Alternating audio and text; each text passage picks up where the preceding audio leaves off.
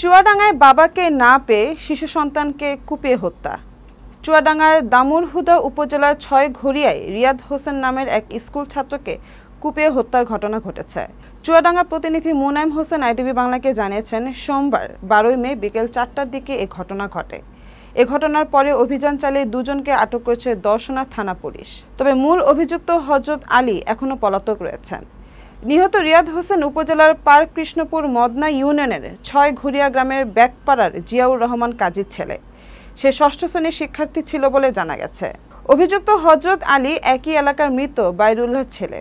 Police জানায়, অভিযুক্ত হযরতের বাড়িতে তার বোনের জামাই এসে বসবাস করছে। প্রতিবেশী রিয়াদের বাবা জিয়াউর রহমানের সঙ্গে তাদের সখ্যতা গড়ে ওঠে। বিষয়টি হযরতের মা প্রতিবাদ করেন। কথা কাটাকাটির এক পর্যায়ে হযরতের মা তার ছেলেকে বলেন রামদা দিয়ে রিয়াদের বাবা জিয়াকে মেরে ফেলতে। তাৎক্ষণিকভাবে হাসুয়া নিয়ে জিয়ার বাড়িতে গিয়ে তাকে না পেয়ে ছেলে রিয়াদের গলায় একটি কোপ দেন হযরত আলী।